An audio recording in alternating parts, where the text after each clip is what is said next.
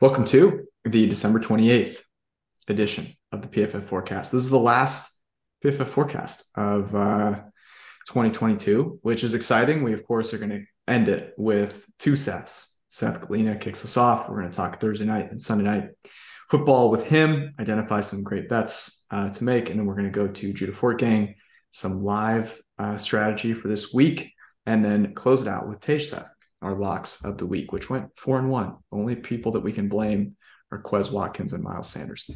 Let's rock.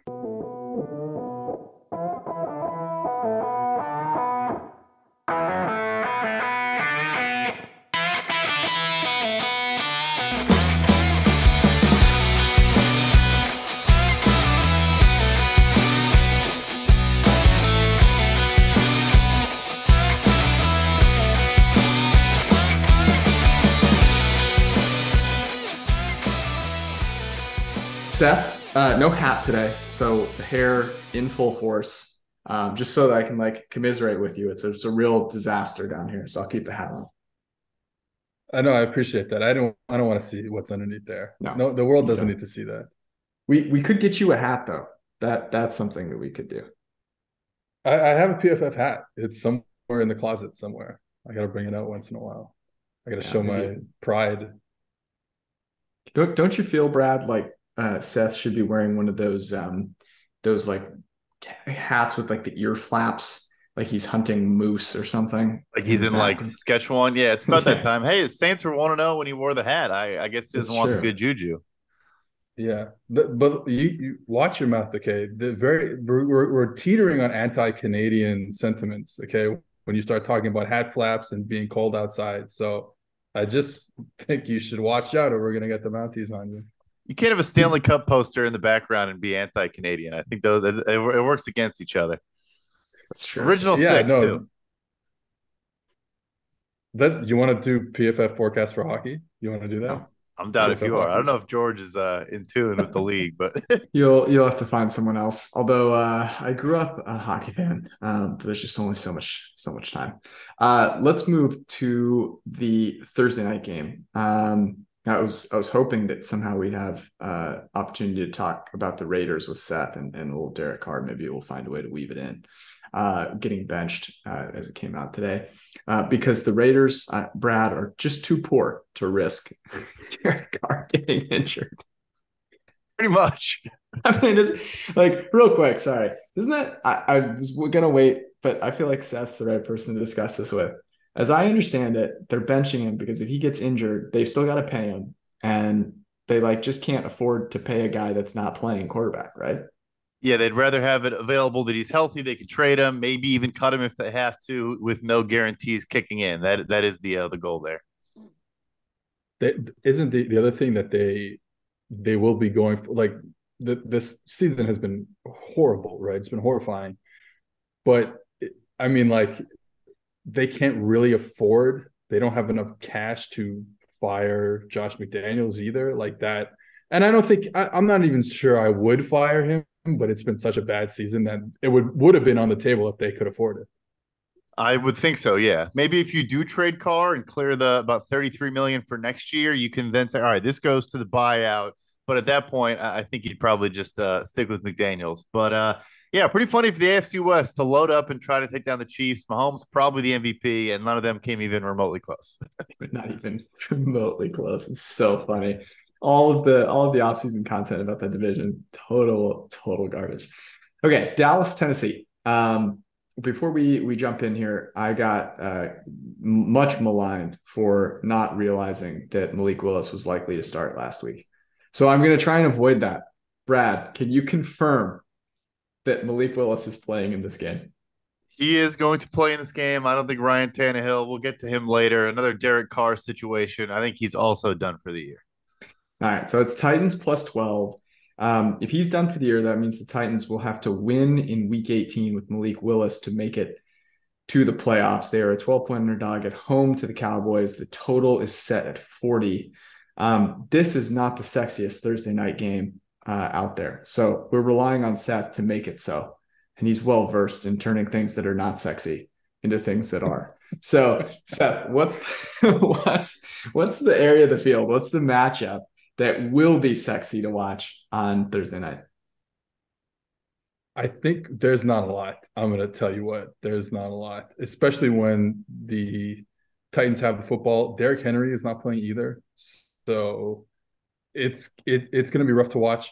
Ben Jones is not playing. Nate Davis is not playing. That's two interior offensive linemen. So where Dallas has had a good defense throughout the year, though we have talked about them being susceptible. We talked about this like a month ago, and then susceptible because of the unique brand of defense that they play to just getting exposed on a 1 week basis. And they have done that on a more than once so far since we talked about that. But their biggest weakness is interior defensive line stopping the run. And you would think Tennessee on a in a healthy Tennessee team with those two interior linemen with Derrick Henry in the game, that could be a matchup for them. It's not going to be that anymore. So there's just not a lot to say about this offense versus the Cowboys defense. Now, what I will say is the scheme thing with the Cowboys, they play man coverage all the time.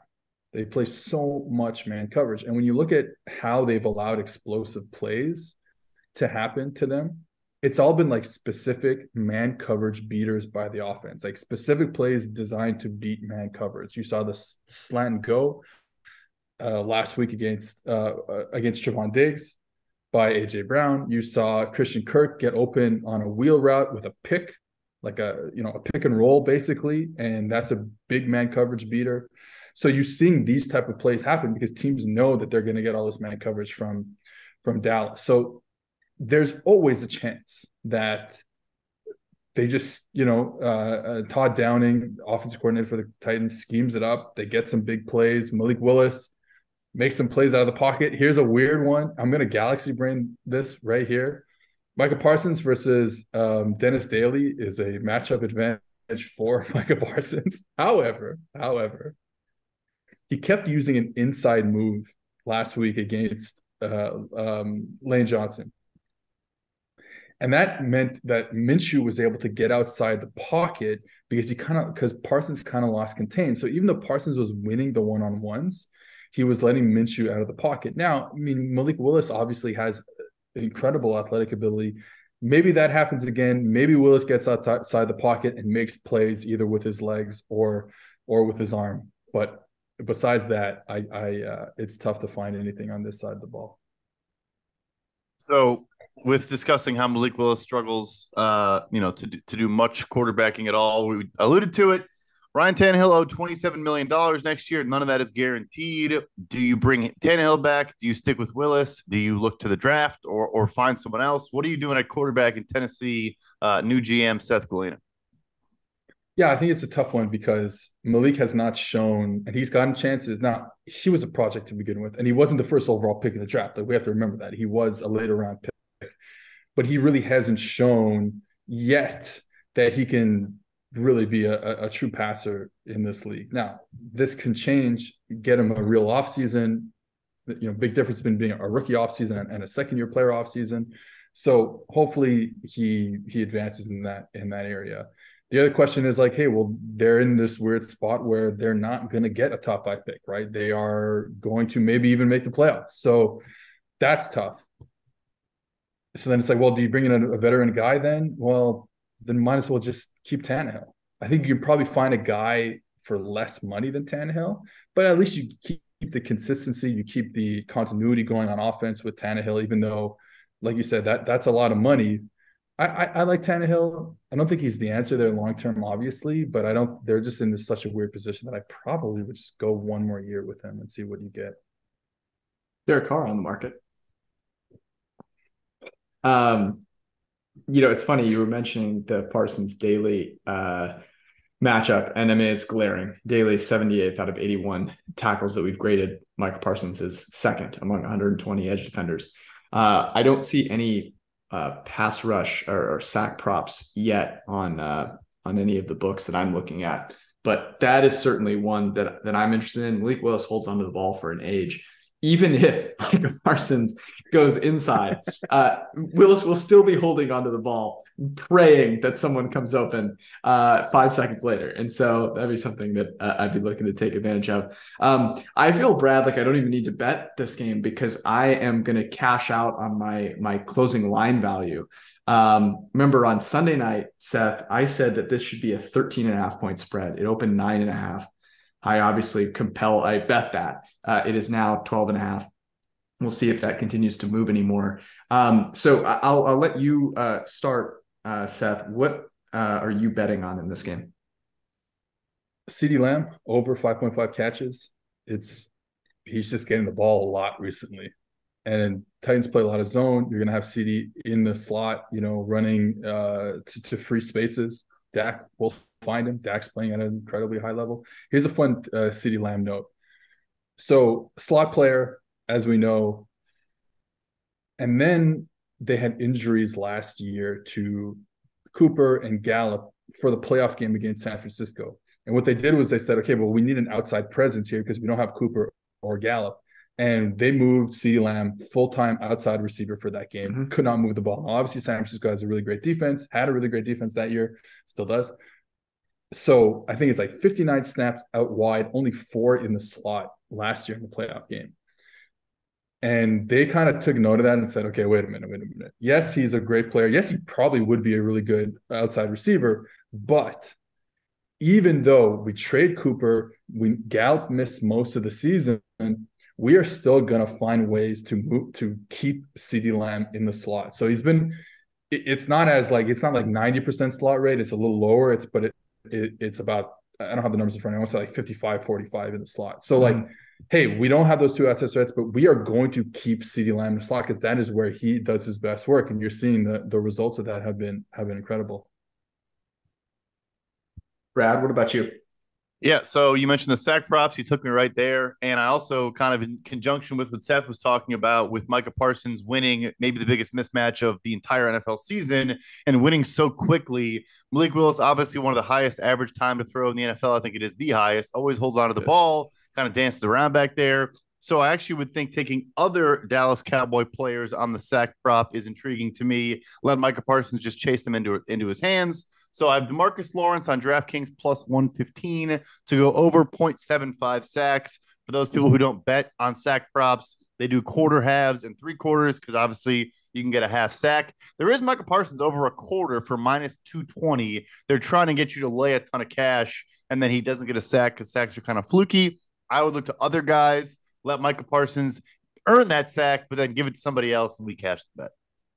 Who are those other guys? Because I think it's worth noting that we might know who plays defensive line for the Cowboys. Not every member of the printing press will have that committed to memory. I'll acknowledge that, I know DeMarcus Lawrence. What are the other prices that you're seeing there, Brad? And who would you go with? Unfortunately, though, that's it. So at DraftKings right now, it's just those two. Dorrance Armstrong has been racking up sacks. On the interior, Osa Odigizua is a good player, has gotten a couple sacks this year. You could get real freaky and go with depth. I want to say Sam Williams is not playing in this game, but I'm blanking. The guy from the number 3 overall pick from the Jaguars. Why am I blanking now? Dante Fowler? Yeah, Dante Fowler. Looking at those exotics, because I think that the bet is the angle is Micah Parsons. They're going to account for him so much the other guys can get home.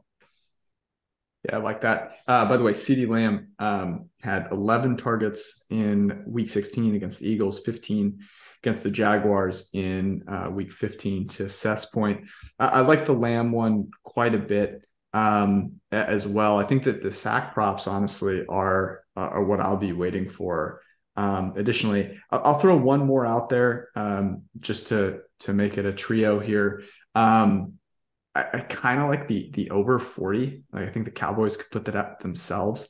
And another player prop that I don't mind here is Dak Prescott under half a reception or half an interception at minus 119. It's just no reason for him to put the ball in harm's way. So, with a comfortable lead as well, you figure they run the ball a bunch.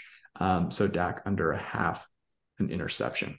All right, let's move to the Sunday night game, which was flexed into the Steelers and the Ravens. The Ravens a 2.5-point favorite over 35. It's supposed to be 50 with scattered clouds. This is just telling you that Vegas thinks these offenses suck, and there's probably something to it. So Seth, are you looking to the defensive side of the ball for a mismatch, or do you have something that maybe Vegas isn't seeing?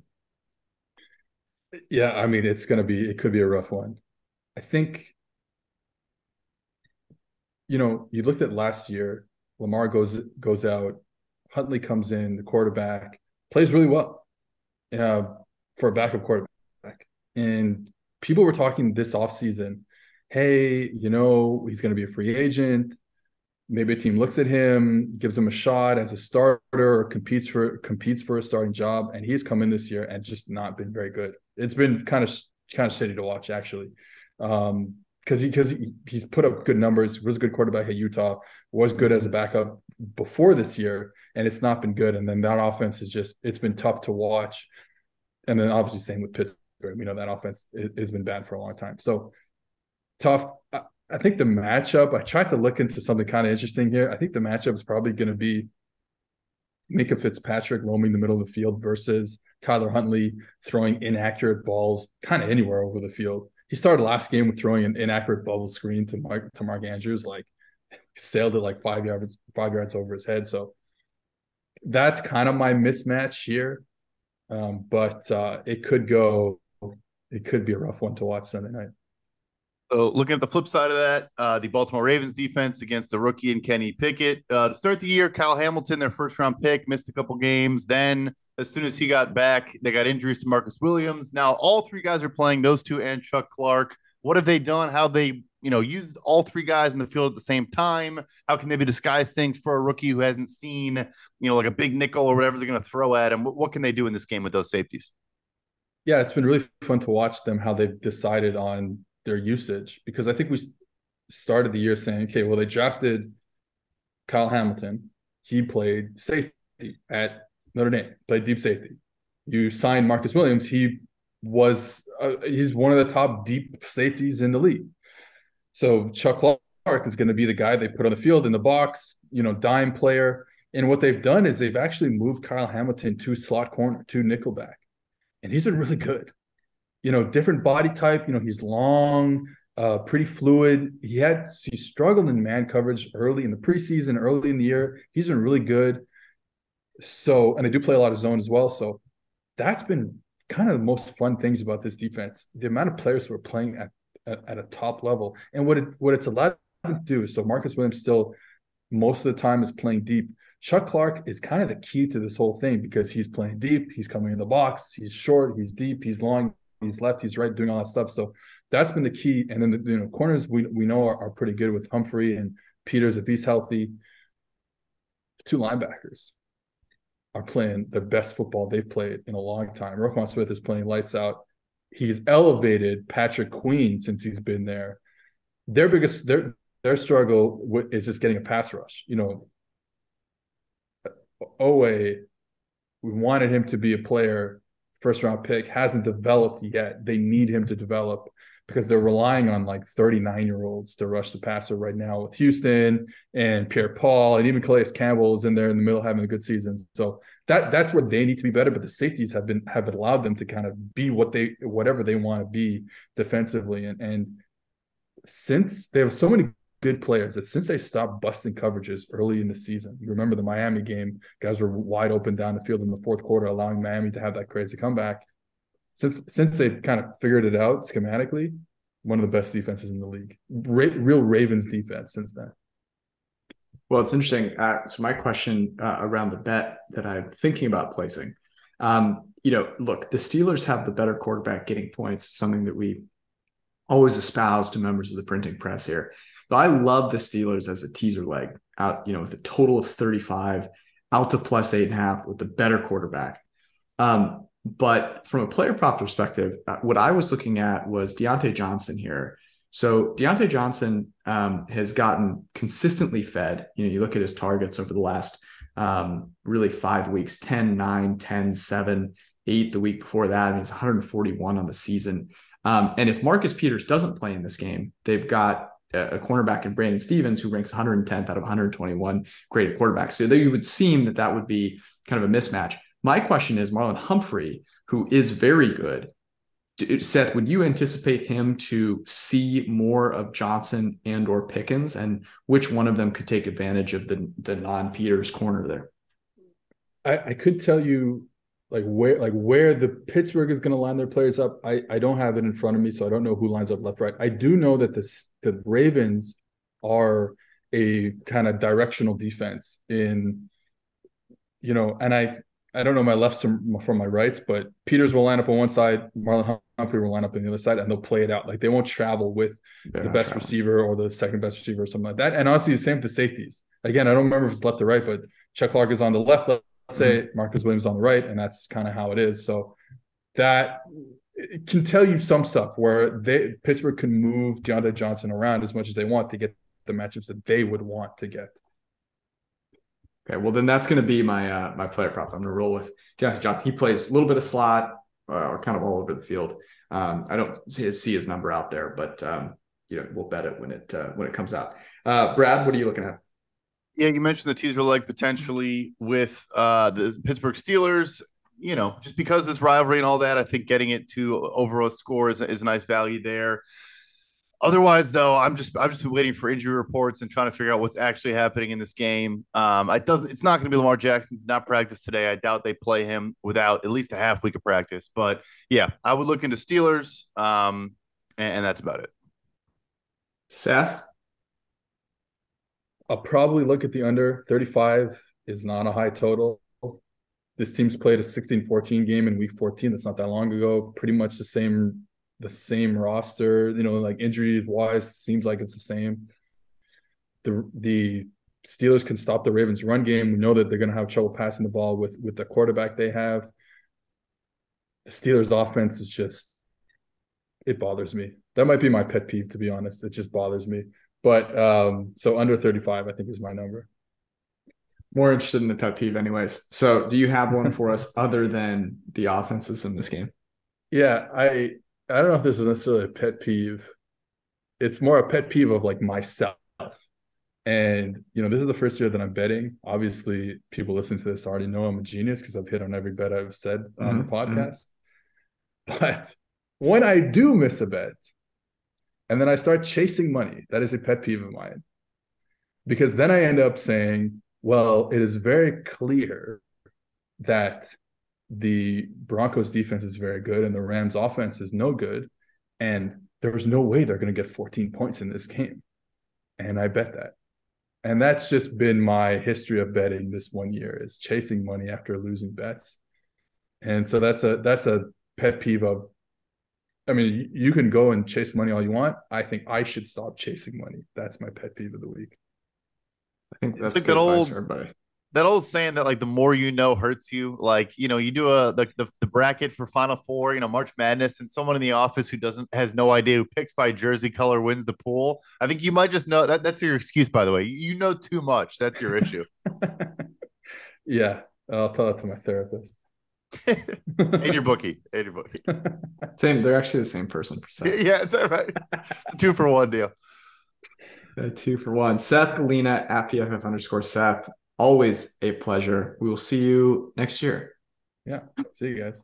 As we're waiting, Judah Fortgang will be joining us here in a second. And before we do, a good reminder that if you have or are looking for a Christmas gift, a little late one, maybe a New Year's gift for a friend, yourself, whoever it might be, go to pff.com, get yourself a PFF Plus subscription, use promo code FORECAST, FORECAST, and get 20% off with your purchase. You can also do that on the PFF app as well. Suggest that you get both. Go hang out there and you will not be disappointed. Great draft coverage as usual, and that becoming very significant for many teams that are no longer in the running whatsoever. Also, if you are trying to figure out how to make yourself look better, New Year's resolution, going to the gym helps, eating healthy helps.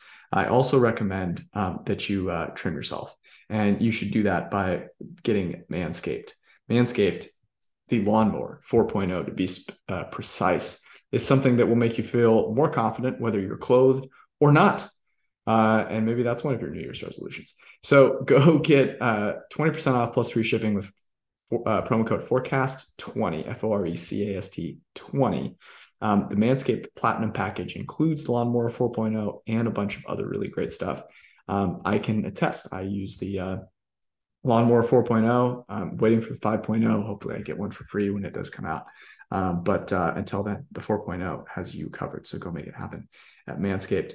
Also, Western and Southern, you may have captured a little Christmas cash, in which case you will want to do something smart with it. One thing, I'll just throw it out there, not investing advice, but today was actually National Buy Amazon Stock Day. So you can go, just kidding. But it did hit its COVID low, which is noteworthy, I thought. But if you are not looking to go buy specific equities, Western and Southern can help you get yourself set up for whatever it is that you want to achieve. Buy a home, start a family, just want to make your money grow. Western and Southern has a playbook for you. Investments, retirement solutions, life insurance, the whole deal. westernsouthern.com/PFF. Recommend you go check that out. And last but not least, Underdog Fantasy. It seems like fantasy is over. It's been over for me for a while, but you can still continue to enjoy with the playoff best ball tournament where there's $1 million in total prizes, $100K to first place. It's very easy. Go to underdogfantasy.com or download the Underdog Fantasy app. All you do is draft a team, and then when the NFL playoffs start, you never have to go put players in, bench players, pick players up. You just watch them play, and you can win up to $100,000 for first place. Use promo code PFF and do your first deposit up to $100 matched. All right, Judah Fortgang at Throw the Damn Ball on Twitter. Find his great work on PFF.com and the PFF app. Joins us once again. We generally talk a couple things with him, although you can follow any of his betting advice. Some great same game parlays that he has done very, very well with. So you can check those out as well. But we talk alt spreads and in-game strategy with you every single Wednesday. Welcome back. Hopefully you had a wonderful holiday weekend, and we're ready to make some bets here. So why don't we start with your favorite alt line play here? What are you looking at? Yeah, we're going to start with tomorrow night, actually. I'm going to get Dak at 250 passing yards and then kind of vary some spreads. Maybe start out at 9.5, go up maybe even to 13.5. I got 9.5 at plus 300. 13.5, I think, is available at plus 380. Basically, the thesis, I think, is twofold. The first is the Titans are perhaps the biggest pass funnel in the NFL, which means that they're terrific against the run. They've got the number one success rate, the number two rush EPA allowed. Teams are passing over expected against them more than any other team. But their pass defense isn't particularly good. They've got the seventh worst pass EPA. They're also going to be missing basically all of their pass rushers. D'Amico Autry and Bud Dupree. Jeffrey Simmons is also going to be out. The run game should still, or the run defense, I should say, should still be mostly intact, but the pass defense less so. But the other angle here, and this is what I don't think kind of the sportsbooks are pricing in, is that when leading, the Cowboys actually play at the fastest pace in the NFL, and they're passing over expected, believe it or not. So they're a run-heavy team in general, but in a certain situation, which I'm kind of expecting to happen here, they're passing over expected. And with passing yards, right, volume and efficiency matters. I think the Cowboys are going to continue to drop back to pass. And if they jump out to a huge lead, so much so that the game's out of hand, it's likely on account of Dak in the first place, and two, there'll be enough kind of passing and volume even when the game's out of hand, just because of the Cowboys' team tendencies. Like that. Getting something interesting for Thursday night game that otherwise would not be very interesting, and now pot committed. All right, let's move to the in-game strategy for this week. What are you looking at? Yeah, so we'll start similar to what we did last week with the Dolphins, where we talked about kind of betting their passing overs even when they're ahead, just because the Dolphins, again, kind of like we just said with the Cowboys, they pass a lot, even when they're up big. So the same thing can be said of the Lions. They have about a 9% pass rate over expected when they're up by more than a score against a brutal Chicago pass defense. I'm going to be looking to continue. The market's going to be pricing in, kind of as they always do, big lead or to lower the passing props. The team's less likely to pass. It's not really accounting for the team-specific situation.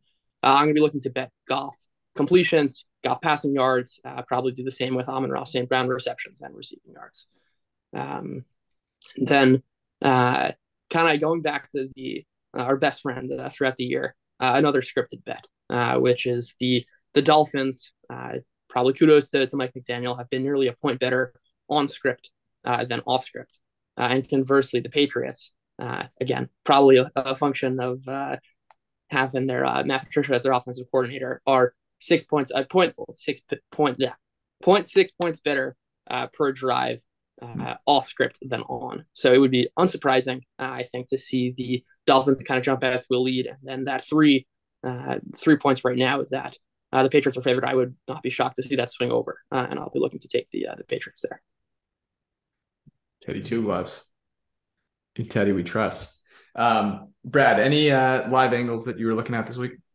I love that the thought process there on the Patriots after maybe a scripted score. So my question was more in a general sense, but how do you navigate? How do you lay out potentially attacking playoff implications? Also, maybe even player props with incentives and all that stuff. Do you look into kind of the overarching narratives and things like that, and maybe identify angles these last 2 weeks based on what teams need to do or not do? Yeah, so I think most of it is kind of priced in, and you're even seeing it in some of the lines.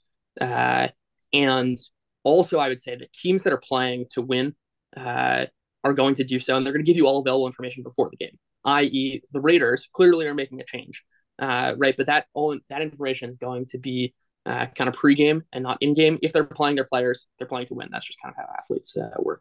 I think there's one exception maybe this week, which is like Doug Peterson has in the past in a similar situation. I think it was 2017.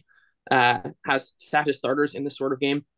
It would make sense just from a conceptual framework of like, okay, this is a young team that's on a roll. They probably want to get another game in, some good reps. And if Lawrence has a good first half, they're clearly in control of this game. I would not be surprised at all to kind of see them pull their starters. I will note, I would imagine that the books are going to close props kind of if it gets out of hand. And I think the under is probably the play there. Just the Texans have no interest in winning games. They're going to work slowly, and the Jacks are not the same offense without Lawrence. Yeah, that's interesting. So we're anticipating Jacksonville. I asked Brad this earlier, actually, about whether Jacksonville is going to play their players. There any noise about them potentially, sitting guys are a 4.5 point favorite right now. I mean, the Texans are so bad that I'm not sure it would matter, that there's really an opportunity there. But, it'd be interesting. The Texans have, like, in weird spots played hard and try, done some things that are, surprising. Obviously, they kept it close with Kansas City right down to the very end. So I don't know what that has to be, maybe 20 points at halftime for Doug Peterson to sit those guys, 14. I don't know. But definitely an interesting one there. I was trying to think about some other scenarios where that could be the case. Are there any others that come to mind for you guys that we should be monitoring? Yeah, George. So I sent you over the Jaguars, the note from Doug Peterson, basically saying he plans to play everyone. He wants to get the guys experience.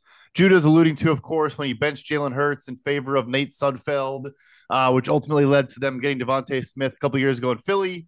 I can't say this for a fact, but I have a strong inclination that was probably more Howie Roseman and ownership's idea than Doug Peterson's.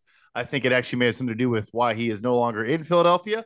But yeah, so I think maybe the first half would be interesting for Jacksonville, not full game if you think they are going to bench guys. But as far as the way they're talking about it, they do have, per our own Timo Riske, there are some tiebreakers. It would take a lot of results across the league, but they actually are playing for something in this game. Tennessee is not. Jacksonville is for like 3 percentage points, I think, per Timo's chart on Twitter of playoff, expectancy. So I think it's worthwhile looking at first half in Jacksonville. Interesting. Yeah, I did not realize that. Very cool. Judah, as usual, it is always a pleasure to have you here. I should mention your live stream where you live trade games every single Sunday.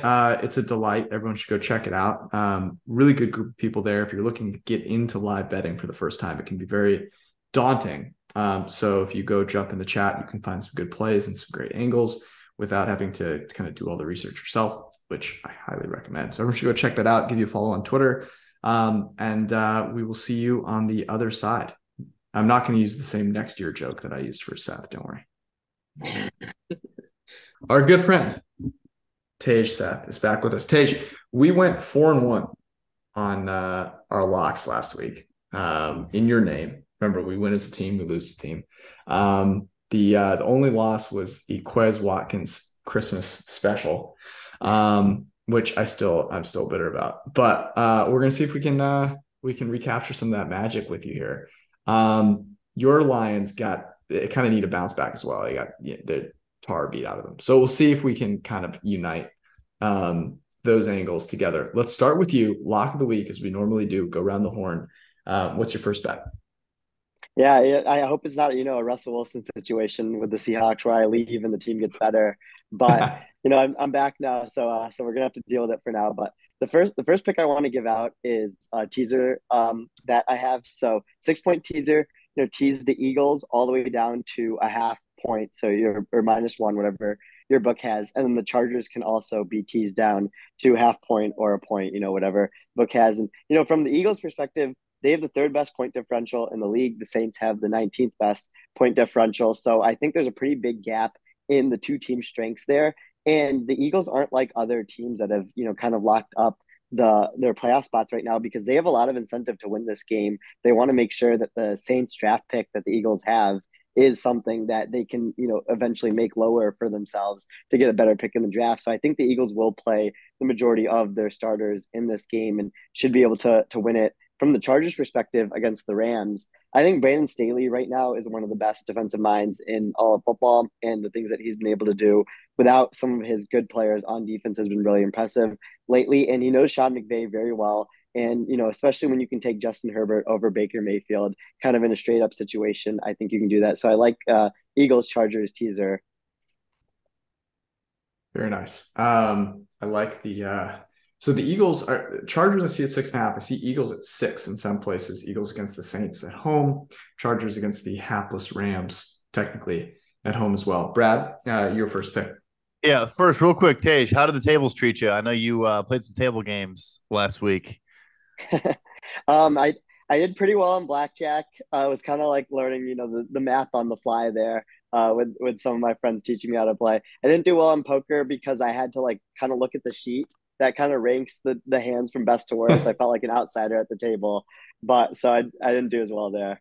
I usually when I walk around, I look for players that are looking at sheets, and that's where I sit. That's how I choose where I'm going to go. Wait, what? So this is your first time playing poker? What kind of poker were you playing? Playing, I think like the typical Texas Hold'em, where you get 2 cards and there's 5 cards that are laid out there. It's Brad. This probably shows our age, but I remember the Texas Hold'em craze. So Chris Moneymaker wins the World Series. This just like random fat dude who just entered the tournament. It's $10,000 buy-in, so you just can't be that random. But like enters this tournament that he has no business winning, wins. They broadcast on ESPN, and everyone goes absolutely wild. So like Tej, I was like, I don't remember how old, it was 12, 11, 10, 11, 12. I started playing poker online. Like I was grinding out like Texas Hold'em, like multiple tables on Poker Stars till ungodly hours of the morning. I don't know if you did that, Brad. That's a hilarious story, George, because one of my dad's favorite stories. So I was full tilt. I had Poker Stars. I was more of a full tilt guy. But one night, walks in my room, same thing, 7th, 8th grade, under the covers at 3 a.m. on my like original MacBook 2. And he's like, what the F are you doing? Why are you asleep? Then it's like, what the F are you doing? Why are you playing like real stakes, real money online poker? And then it was, oh, you're up $300. Good job. Keep pushing, keep taking these people for their money. But I remember that one vividly. it was crazy. It really was.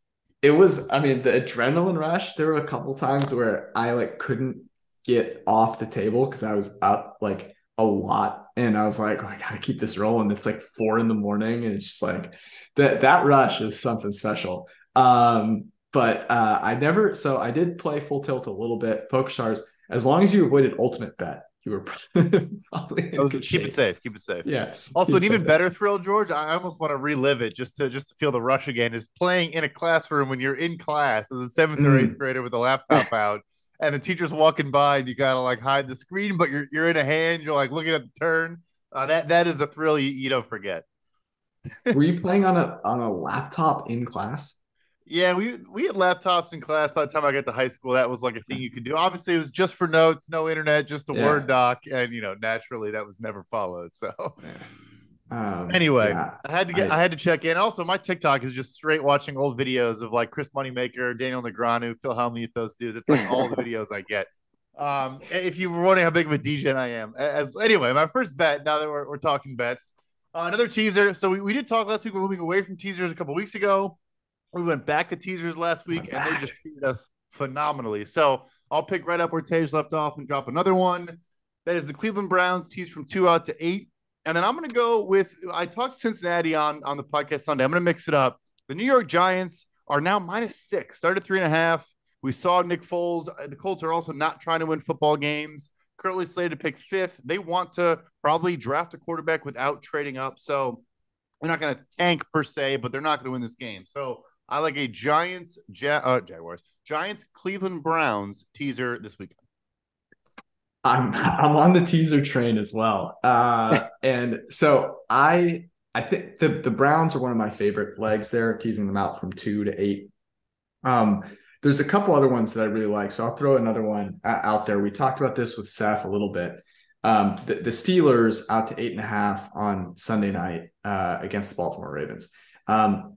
Total on this game is 5 points. So, we talk about this a lot, but the value of having an 8.5 point spread when the total is in the mid 30s is more valuable than, say, a total at 45. So, I really do like the Bengals as well, out to 7.5, but that total is about 50. It's 49.5 right now. So, it could be a close game. The chances still of the Bills winning by 8 or 9 or 10 are higher there because of the number of points scored. I'll throw out the other one that I was considering, which was Seahawks at home out to 7.5 against the Jets.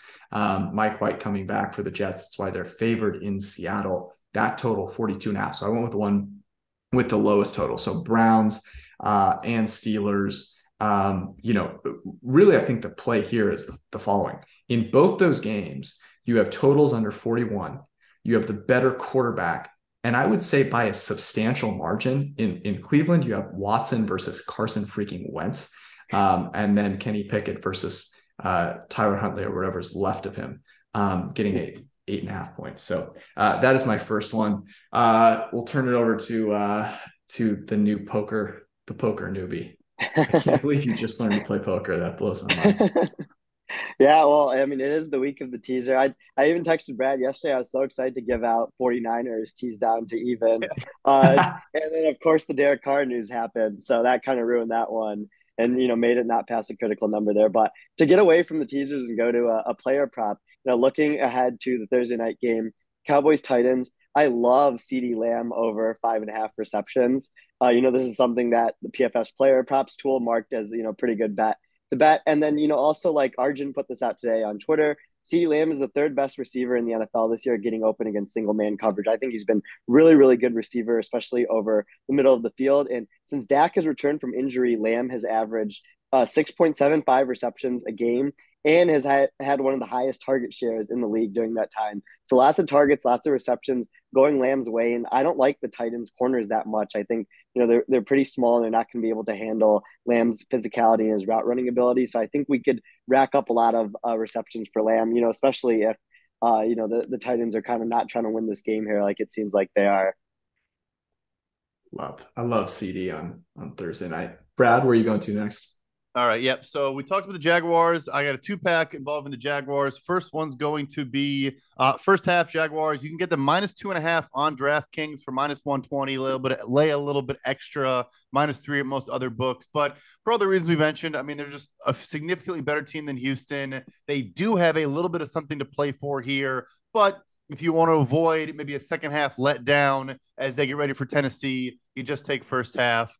And then another angle here, a player prop. Again, a little risky with the narrative of maybe they don't want to play all their guys. But Evan Ingram on a tear recently, over 100 receiving yards, 2 out of the last 3 weeks. In particular, he has been dominant against cover 2. The Houston Texans play cover 2 almost 3/4 of their snaps, and Ingram leads the team, the Jaguars, in target share and yards per route run facing cover 2 coverage.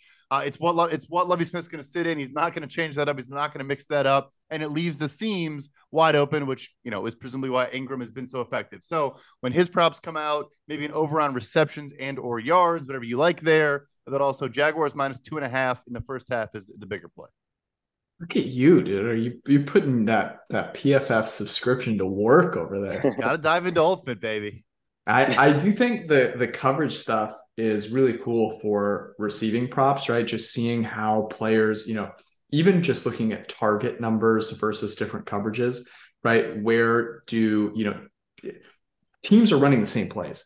So it's like if you are noticing a player getting targeted, substantially against certain coverages, that's something that you should, think about persisting, and also something that the sportsbooks are not going to be cooking into their models, right? Which is tight end specifically too. Just real quick to jump in, because I wrote an article about Ingram. It's why I had all these stats, not taking too much credit, but kind of wondering why is he going off in some weeks and then like not even targeted in others, and it's the thing that all tight ends do. There's just coverage specific matchups that they take advantage of. So I would look into that for tight end player props specifically. All right, my next bet. This is, I don't know if I'm missing something here, but we talked about this on Sunday night. We all had the Vikings as an underdog, despite being 12-3 against the Packers in Green Bay, who are 7-8. But it's now 3.5 I'm seeing. And I will take the Vikings here. I think the Packers should be favored. I think they should be favored. I believe I said on Sunday night was 1.5 or 2.5. I just think crossing 3 is a little rich given the Green Bay Packers this season. Like, I want to be clear that, yes, they beat the Dolphins. Tua threw an interception on 3 straight possessions. Like, let's not Rodgers made some nice plays. Tua literally had 3 straight interceptions. Like, let's not get carried away here. So I like the Vikings catching 3 in the hook. That they're plus 156 on the money line. I think that's a legit opportunity as well. Tej, to you. Mm-hmm. Yeah, no, I really like that Vikings one. I thought about giving that out as well. I know we usually don't do parlays on here, but I did like this money line parlay when I was kind of looking through some stuff earlier today. So Cowboys Lions money line. Cowboys just mentioned playing against the Titans on Thursday night. Lions playing against the Bears on Sunday. And so again, like, Titans really have no incentive to compete in this game, given that next week is the winner take all game against the Jaguars. Basically, the entire Titans team is out, as we were messaging about earlier, Brad. They're kind of resting all their starters, gearing up for that Week 18 matchup. From the Lions' perspective, the Bears' defense has basically had an historically bad stretch here, which is what they kind of wanted when they traded away, Robert Quinn and Roquan Smith. And the Bears are inching closer to the number 1 overall pick with the Texans picking up that win over the Titans last week. So I think, based on kind of like how the Bears are structured, where like they want this type of season where Fields looks good and they also improve their draft position, we could see them kind of throw away this game here so that they can get the number 1 pick and look for trade back options. So, it's minus 165 is the money line. So you'd have to lay some extra to get good value out of it. But I see both of these teams winning at a higher rate than that minus 165 implies. Giving out minus money parlays, Tej. I don't know what did they do to you at the casino? Right, he's risk averse now. Yeah. I don't hate. I mean, you could also, if you want to get real frisky with it, and throw in like Chiefs or whoever else to bring it down. I bet if you threw Chiefs in, it would bring it to like minus 130, minus 125. But I'm not trying to. Now we're talking like multi-leg parlays here. So I am done. I just want to throw in one thing to yours, George. You mentioned Green Bay, kind of their win, I think, being misrepresented. We now know Tua was concussed for all 3 of those interceptions. Before the concussion, he was 9 of 12 for like 226 yards, 19 yards per attempt, and a touchdown. So I just thought that was notable. His picks were awful, but we now know it's because his brain was injured for the 3rd time this season. I didn't even think about that, but now I love the Vikings here. Yeah, I don't have any others because my Niners, like I just got too much closing line value on Sunday. I was so looking forward to Niners, by less than a touchdown, just stomping all over the Raiders. And now, of course, it's out to 10 because the great Jarrett Stidham will be playing. I really don't think it mattered there. In fact, yeah, I'm not going to say anything stupid, but okay, let's figure this one out then. I do like the teasers. I don't think we need to go away from something that is winning for us. I also really like the CeeDee Lamb angle on Thursday night. But Tej, what's calling your name? Yeah, and I liked all the teaser legs that both of you guys gave out. George, you mentioned the low totals, and I like Brad's as well in those. So I think if we were to mix any of those together, I think it could work out nicely. I think we need 2 teasers again. I think we may have had 3 last week, but I think there's enough legs to at least do 2, and then maybe a bet. I'll say this. I'll throw it out there. I love CD. I love that Judah and Seth and Tej, I think, all said something about it. I'm a little concerned if it's just a total blowout and they're just not throwing the football. It gives me a little bit of pause. I just had to put it out there, but I get the angle from a pure football standpoint. Yeah. No, that's a very good point. Do we want to just go teasers then? Just get freaky with it. I mean, we could.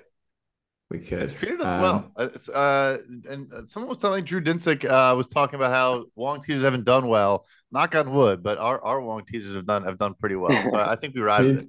We need to get Drew back on here so we can tell him. By the way, Whale Kappa podcast, great podcast. Go check it out. Yes. Okay, so let's do Browns and what was the other? I had the Steelers, Browns and Steelers. What was the one that you mentioned, Brad? I threw Giants as a leg as well. Giants. And what did you have, Tej? I had Eagles teaser and Chargers teaser as legs. We want to put one together in addition to Browns Steelers. I like Browns Steelers, the Rust Belt teaser, official teaser of the Rust Belt. I like that one.